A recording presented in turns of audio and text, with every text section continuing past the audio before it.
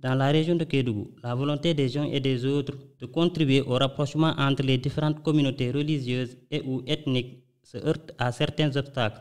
Les termes de mariage mixte, conversion, apostasie n'ont pas fini de briser des rêves et de semer le désespoir dans certaines familles. Même si les gens ne le disent pas, il y a des conflits internes. C'est ici que j'ai vu des enterrements, par exemple l'enterrement, même si c'est un parent, parce qu'il peut arriver que le parent devient musulman, vous n'êtes pas à l'enterrement.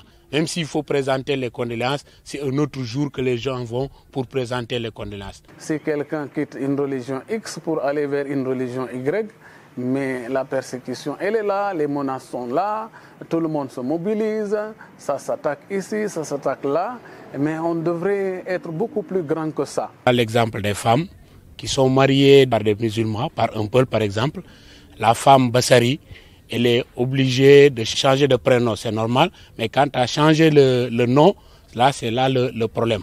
Donc il y a beaucoup de femmes qui ont changé de nom, même d'autres, ils ont même changé, même au niveau de l'état civil, leur nom de famille, une Benja par exemple qui devient une Diallo. C'est comme si aujourd'hui le Bassari n'avait pas le droit d'être un musulman. Donc le Bassari a le droit d'être musulman, donc il peut porter le prénom de Mohamed, mais qu'il soit Benja. Quand un adulte décide d'aller où il veut, là où il se sent bien, alors on devrait tout simplement respecter ses droits. Mais aujourd'hui, on a du mal à respecter ses droits. Ça commence à se manifester, on veut le refuser, on veut l'attaquer, on veut l'interdire. C'est comme si les gens n'ont plus le droit de faire un choix. Le vivre ensemble, je crois que mérite tous les sacrifices. Il n'y a rien de mieux donc, que des gens unis dans un même espace qui partagent donc les mêmes réalités et donc se regarder en chien de faïence ou bien avoir des dissensions. Je crois que là, il faut l'éviter autant que possible. Chez nous, les Bassari, on se marie facilement au pôle. Mais jamais un pôle ne se marie à un Bassari. Ça, c'est très, très difficile. Il faut que le Bassari s'apostasie. Si tu ne t'apostasies pas, tu n'auras pas la fille pôle. Mais tandis que nous, nos filles, pour se marier chez les peuls, même si la fille n'a pas apostasié, elle reste chrétienne, quelquefois, elle est mariée avec le peul. On est d'accord avec ça. Mais il y a eu des problèmes quand tu demandes à la fille d'apostasier. Ah, là, on a des problèmes avec les deux familles. On peut te nommer un tierno. Tu es un imam, mais tu n'as pas appris la charia. Tu n'as pas traduit le Coran. Tu vas faire des bêtises. Je me rappelle très bien. Amna benni kubron tak. Mais xoolal dafa wër Kédougou yëpp dafa ñëw ne ma oustaz man damaa rus parce que bu mu ñëwee ñu dañ koy takk doomu Juuf moo koy takk dañu ne tant que tuubul waruñu koo takk dama takk mariage bi parce que loolu islam daf ko recommandé yow musulman bi am nga droit takk chrétien bi mu nekk ci religion ba keroog muy dee islam du forcé mag la ikraha fi diin kenn du forcé ci diine far forcé nga nekk musulman jamais de la vie. kon xoolal kooku koo xamante ne dem na ci imam yëpp fii Kédougou mais dañoo lànk ne tànk bu doon xam nga lu ñu wax bu doon ab tubaab la mën nañ koo takk mais de fait que ab Bassari la dafa ñuul tànk ko tuubul duñ ko takk wallahi sama jàkkalaam takke mariage bi. donc am na ñoo xamante ni aussi da ngay yaakaar ni kii borom xam-xam la mais fekk du foofu. Par contre, si par exemple un chrétien ou bien un catholique voudrait marier une femme musulmane, là la religion demande aux chrétiens ou aux catholiques de se convertir dans la religion musulmane pour pouvoir prétendre à marier cette jeune musulmane. La marginalisation de certaines communautés ethniques et ou religieuses crée souvent un profond malaise. Pour beaucoup, ne mange pas ce qu'un chrétien prépare. Parce que quand ils tuent une bête, eux ils disent bismillah. Alors nous, on fait que signe de croix pour tuer la bête. À Ibarak, c'est un catholique qui avait tué les poulets, il avait tué une quarantaine de poulets pour ce séminaire-là. Alors quand des frères musulmans sont venus, surtout ceux qui sont à la frontière de la Guinée, ils ont dit mais qui a tué les poulets? Ils ont dit mais c'est Édouard. Ils ont dit ah non, nous on ne mange pas la viande d'une bête tuée par un catholique. Alors ils ont dit remboursez-nous notre argent, tout ça. Les gens ont dit non. Donc il y avait des petits problèmes. Le musulman qui ne prie pas, quand il égorge, Dieu a dit cette mouton-là on ne mange pas. C'est interdit parce que c'est un musulman et il ne prie pas. Appelle un chrétien, il égorge, tu manges. Allah. Regardez ça. Est-ce qu'il y a des musulmans qui savent ça? Je suis musulman. Julit. Tay bo bëggoon a rey tey kii julit la waaye xam nga ne mosul julli buy rey dañ koy sànni su boobaa yow mënoo rey islam may na la nga woo sa benn dëkkandoo chrétien nga ne kaay rendil ma mu rendil la nga togg lekk. Ce qu'on demande aux musulmans, c'est de ne pas manger la viande du porc, de ne pas manger la viande des animaux qui ne ruminent pas, pour la plupart des animaux, tels que le phacochère et autres. Mais on n'a jamais demandé aux musulmans de ne pas manger la viande d'un animal tué par un chrétien. Vous qui allez en Espagne et autres là, mais c'est pas vous qui tuez là-bas les animaux, c'est même des machines, ce n'est même pas des personnes. Vous les mangez et vous refusez la viande d'un animal tué par une personne. Yàlla leeral na ko kon ñun mën nañuy lekkante ci suñu lekk yi yoo xamante ne araamul ci musulman araamul ci christianisme. Musulman bi bu préparé loo xamante ni christianisme interdit wu ko day lekk mais bu musulman bi préparé loo xamante ni nag bu demee ci bible moo ko ne bu lekk lii chrétien bi bu respecté religion du ko lekk. Même avant que le musulman et le chrétien, quand ils vont à la chasse, le chrétien, quand il tire, ou bien le mécréant, il tire sur un animal, un combat. Alors, quand l'animal tombe, alors c'est le musulman qui doit venir l'égorger, sinon l'animal a été haram pour les autres. C'est comme ça que ça se passait avant. Et on a perdu beaucoup d'animaux comme ça, parce qu'avant que le gars vienne, l'animal se lève, il part. Il existe toujours dans cette région des gens qui manifestent encore de la réticence à travailler avec des personnes adeptes d'une autre religion que la leur. Dans la religion musulmane, il y a des gens qui exagèrent. Du jeex du xaaj te mu ngi fi xam nga waa ji lieutenant la fii ci sapeur yi fii fexe na ba am ñu mu àndal ñu ne ko wat sikkim dafa arab mu bind démission. Démission de l'armée. Démission ci sapeur. da doon julli sama jàkk magam mu ngi fii professeur la mu ñëw mu ne ko yow xanaa gisoo Oustaz Diouf mu ne non non gisuma Oustaz Diouf man du ma jàng ci Oustaz Diouf mais ña ko formé lan lañ ko gëmloo bul wat te soutien de famille ñu yaakaar ne bëggul Kédougou ñu affecté waat ko Dakar patron bi ne ko qu'est-ce qui se passe mu ne ma du ma wat lii armée bëgg ko mais du ma ko wat soutien de famille jour bi mu arrêté yaayam dafa daanu feebar paralysé famille bi di toltale amuñu lu ñu lekk imagine ça est-ce que ça c'est religion est-ce que ça c'est religion si c'est aywa noonu pour wan leen rek pour confirmer li ma waxoon ay jikko la ay nit la yoo xamante ni ça n'a rien à voir avec la religion. La religion musulmane c'est deux choses, c'est le Coran et c'est la Sunna. C'est le Coran et c'est la Sunna. Il ne faut pas essayer donc de faire une interférence entre nos cultures. C'est pas parce que j'ai trouvé mon grand-père ou l'arrière-grand-père ou bien mon père faire ceci que c'est la religion. Non. C'est des cultures qu'ils ont héritées depuis leur grand-père. Ils pensent que c'est la religion. Or, c'est pas la religion. La religion, c'est pas ce que mon père fait ou ce que mon grand-père fait. La religion, c'est ce qui est écrit dans le Coran et ce que le prophète a dit à travers des hadiths que vous montrez. Gasten bi liggéey ak chrétien islam tere wu ko liggéey la tudd li islam tere mooy liggéey lu haram ci sa religion mais lépp loo xamante ni liggéey la loolu jotul dara ak religion kon kooku ñàkk xam la xoolal lu mu yàq gastel ak ndox nu mu amé solo am ko ñew ki la koy gassal nga lank nga ne duma ko gas subhanallah ñaka xam la motax bo xamul rek l'ignorance il te tue même. Sans la clairvoyance de certains leaders politiques, d'autres membres issus de groupes ethniques et ou religieux n'accéderaient pas vite à des postes de responsabilité. La peur aujourd'hui, c'est un peu certains qui pensent que jusqu'à présent, que cela ne peut pas exister. Parce que jusqu'à présent, c'est vrai qu'il y a cette intégration, mais jusqu'à présent, il y a des réticents qui pensent que les Bassaris ne peuvent pas cohabiter avec les Peuls. Par exemple, ceux qui sont un peu éloignés, qui sont loin en tout cas des autres ethnies, pensent que cette collaboration ne peut pas exister. Il y a les questions de stigmatisation, de dénigration qui sont là, des termes qui ne vont pas dans le sens de valoriser la personne humaine. Quand on traite quelqu'un de buveur, etc., évidemment, donc là, c'est des points qui sont là et qui choquent exactement. Cela se reflète même dans le domaine politique. Tu ne voyais aucun Bassari. Pourquoi? Parce qu'ils pensaient que le Bassari, en tout cas, occupait la deuxième place. Puisque vous entendez en temps de campagne des gens dire qu'on ne peut pas donner le pouvoir à quelqu'un qui boit, on ne peut pas donner le pouvoir à quelqu'un qui portait anciennement des tenues non conformes, etc. Mais aujourd'hui, puisqu'ils voient le Bassari occuper certaines places, et aujourd'hui aussi du côté vérité, disons bien travail, ils disent que vraiment, quand c'est mon parent Bassari, vraiment ça marche. Donc, ils voient qu'aujourd'hui, le Bassari est capable. Mais le problème, c'est certains qui pensent encore que cela n'est pas possible. C'est là où on peut notre crainte. Mais bon, avec la sensibilisation, les gens, en tout cas, adhèrent petit à petit. D'abord, tout a commencé avec son père, Mamba. Quand, vous savez, avant, chaque couche avait un quota au niveau du conseil municipal. Alors, on devait seulement prendre 40 conseillers.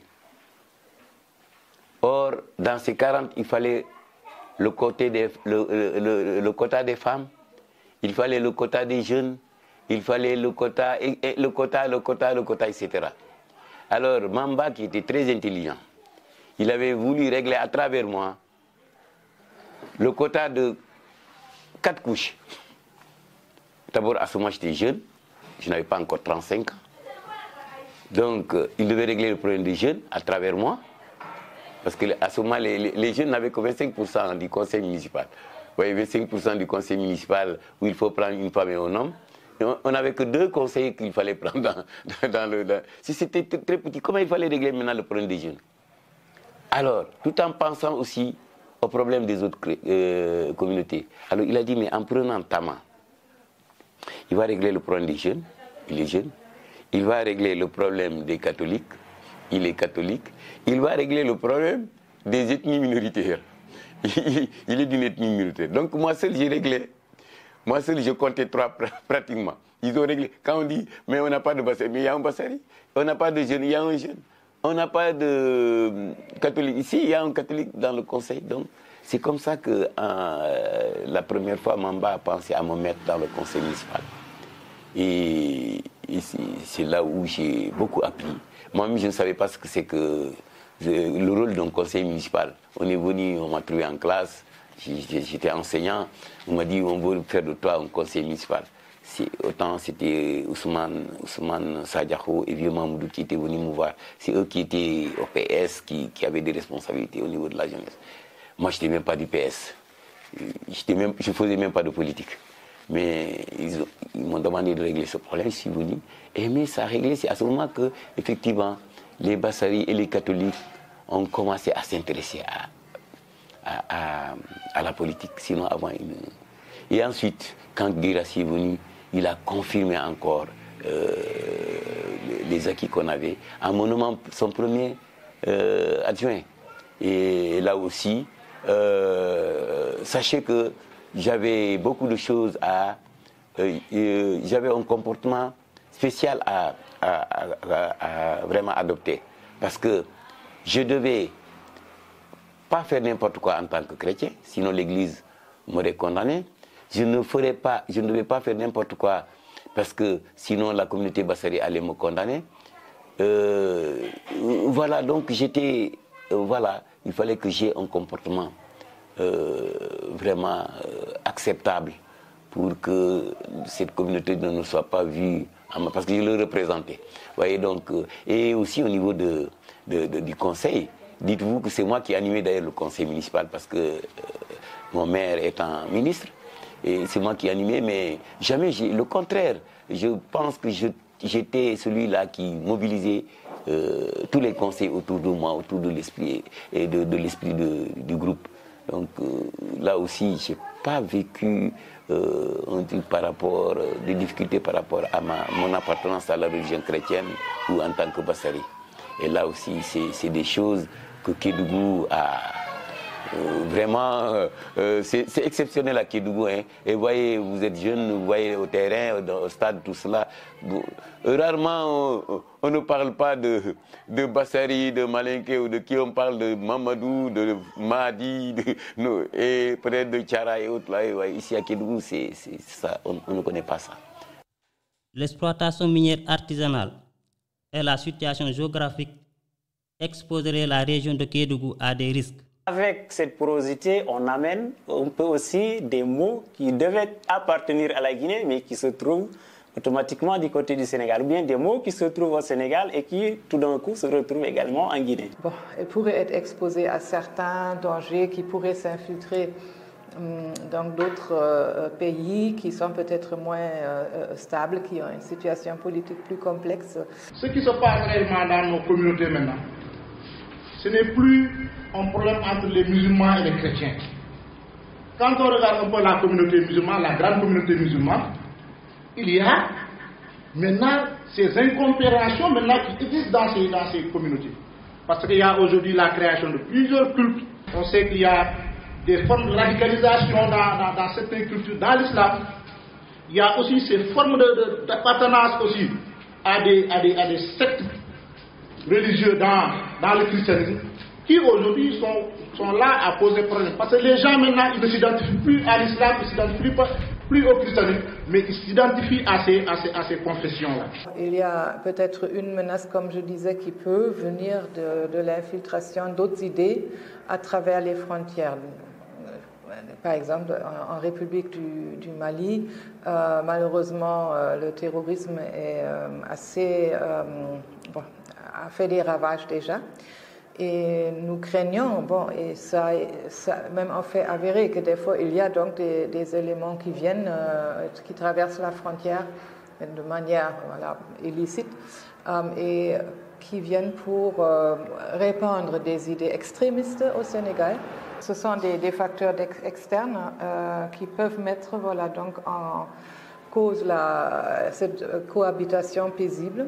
C'est pour cela qu'on a donc commencé ici le projet Saine Résilience. C'est un projet justement pour promouvoir, pour renforcer la résilience des populations vis-à-vis de l'extrémisme violent qui menace donc de la part des différentes frontières. Il y a des menaces, certes, mais nous sommes en train de faire un travail extraordinaire parce qu'au Sénégal, nous savons que nous parlons souvent du dialogue islamo-chrétien et je crois que c'est générique, certes, mais cette thématique aujourd'hui me permet de rebondir pour dire, lorsque nous parlons de dialogue islamo-chrétien, c'est que nous voulons parler de la tolérance théologique surtout. Ça veut dire que je prêche quelque chose, vous n'en êtes pas convaincu, mais vous tolérez ce message. Et l'autre, idem. Mais nous ne sommes pas en train de dire nous dialoguons pour voir qui est sénégalais, qui ne l'est pas. Parce que dans la réalité, nous sommes tous sénégalais. Et ça pourrait créer des soucis. Mais nous avons l'impression qu'à Kédougou, tout se passe bien. Et je crois que c'est grâce à cette capacité des différentes populations à aller l'un vers l'autre, à vivre ensemble, à vivre dans la bonne entente, dans la cohésion. Et je pense que c'est ça un peu le substrat culturel aussi de la région de Kédougou, peut-être de tout le Sénégal, mais particulièrement de la région de Kédougou. Cette terre nous appartient. Donc la tolérance dont nous parlons, c'est une tolérance théologique. Et cela est bien compris, en tout cas au niveau de beaucoup de chefs et guides religieux. C'est cela qui permet également que cette coexistence pacifique est là. Mais bien sûr, ce n'est pas une raison de penser que c'est un acquis définitif, parce qu'il y a sérieusement des menaces qui peuvent amener à faire disparaître ces situations que nous entendons ailleurs dans d'autres pays, et nous prions que cela ne puisse jamais arriver chez nous, mais on doit faire un certain travail à ce niveau, le respect surtout de ce qu'on peut appeler les droits de l'homme, le droit de choisir. À ce niveau-là, c'est un peu les politiques qui doivent jouer les rôles à ce niveau-là. Parce que on ne peut plus continuer aujourd'hui à dire que le Sénégal va régler son problème à lui seul, sans la Guinée, ou bien que la Guinée puisse régler son problème à elle seule sans le Sénégal. Ça ne marchera pas. Donc il faut essayer de prendre le problème de façon globale. Guinéens et Sénégalais doivent essayer de prendre les problèmes en même temps et essayer de les résoudre. Voilà la seule solution que je dis par rapport à tout cela. Sinon, si l'un prend et que l'autre reste, il va peut-être essayer de résoudre de son côté, mais il va tout simplement transférer le problème de l'autre côté de la frontière. C'est pourquoi depuis plusieurs années, avec l'accompagnement d'une fondation allemande, diverses actions sont entreprises pour consolider ce dialogue interreligieux ou interethnique dans la région de Kédougou. Moi, je suis d'une association qu'on appelle la CADEV. Alors, la CADEV donc, organise chaque année le dialogue interreligieux. Je suis le président. Et il y a la fondation Konrad Adenauer qui chaque année finance, où nous faisons des rencontres, où il y a la Oumma islamique, l'église catholique, l'église protestante, et les religions traditionnelles. Qui pensent encore, qui ne sont ni chrétiens ni musulmans, et qui continuent à croire à autre chose. Donc c'est ça les amis, c'est ça nos frères de religion traditionnelle. Donc tous ces trois groupes-là se rencontrent, essayer de voir ce qu'il y a comme valeur que nous pouvons ensemble exploiter pour vivre ensemble et quelles sont des choses qui peuvent nous empêcher de vivre ensemble. Et donc nous discutons et nous essayons quand même jusqu'à la base, jusqu'à dans la famille, de rapporter ça. Depuis près de 30 ans que nous œuvrons dans le dialogue interreligieux au Sénégal en général, puisque nous avons compris que le Sénégal est un pays, on peut dire, unique à travers le dialogue, puisqu'ici, les différentes religions vivent vraiment en bonne entente, dans une cohésion, dans une cordialité même, qui force l'admiration de beaucoup d'autres pays, de beaucoup d'autres populations. Par exemple, en Allemagne, on ne trouve pas un dialogue aussi développé et aussi intense, ou cette cohabitation. Donc nous avons depuis longtemps installé un colloque sur le dialogue interreligieux par exemple. Là ce sont les actes du colloque, par exemple ça c'était sur religion et santé, et là c'était sur religion et identité, donc les 2 dernières années, et ça c'est au niveau national. Maintenant au niveau régional, nous initions aussi des dialogues au niveau surtout de la région de Kédougou et aussi en Casamance, en tout cas dans les régions frontalières, puisque voilà, comme je le disais tantôt, dans une région frontalière, il y a quand même des risques d'infiltration, bon, évidemment de trafic d'armes et d'autres choses, mais surtout aussi d'idées qui pourraient venir de groupes qui ne sont pas intéressés à ce que la paix au Sénégal continue. Et nous souhaitons soutenir donc des associations, des organisations qui œuvrent pour justement préserver cette paix sociale, pour préserver ce dialogue harmonieux entre les communautés et entre les religions. Et ainsi, nous avons organisé dans les années 2008 jusqu'à 2018 plusieurs dialogues interreligieux, notamment voilà, dans le département de Kédougou, à Kédougou, mais aussi dans le département de Salémata. Par exemple, à Salémata et Thiolo. Et cela a contribué aussi à lever certains, on peut dire, équivoques, certains problèmes qui avaient commencé à mettre en mal les gens des différentes communautés. Et là, le dialogue a vraiment très bien fonctionné actuellement. les relations sont huilées et ça marche beaucoup mieux. Effectivement, l'Église est un maillon essentiel pour pouvoir créer une cohabitation pacifique. Parce que dans les enseignements de notre Seigneur, on ira jusqu'à dire de pouvoir prier même pour nos ennemis. Et donc, si quelqu'un vous gifle de 7 jours, donnez-lui l'autre. Tout cela pour ne pas créer ce qu'on appelle la vengeance entre les gens qui pourraient miner les relations existantes entre les uns et les autres.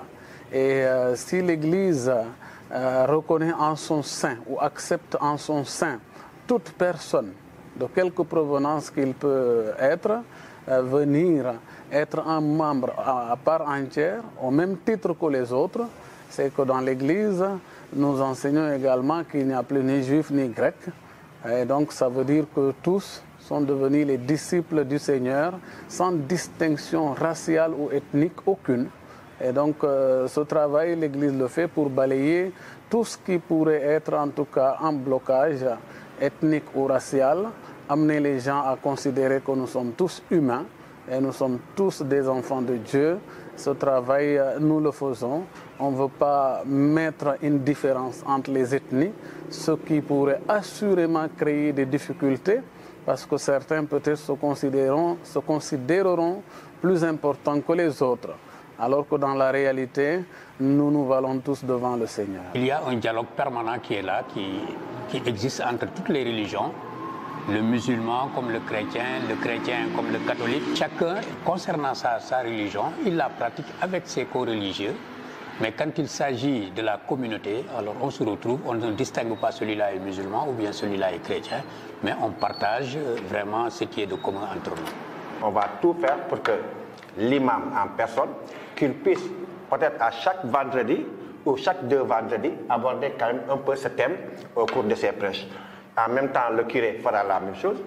Les responsables des organisations communautaires de base aussi pourront, lors de leurs activités de rencontre, en parler un peu, et c'est comme ça, petit à petit, ça va continuer à changer la mentalité des personnes par rapport à ce thème qui est vraiment important dans cette localité comme Keway et Salemata. Il faut amener les jeunes à comprendre, surtout les jeunes, à comprendre qu'on doit se tolérer. Dans une communauté, nous devons nous tolérer. Nous sommes appelés à vivre ensemble. Nous sommes appelés à cohabiter malgré nos différences. Maintenant, il ne faut pas sous-estimer l'un ou prioriser l'autre au-dessus de l'autre. Ça ne peut pas aller.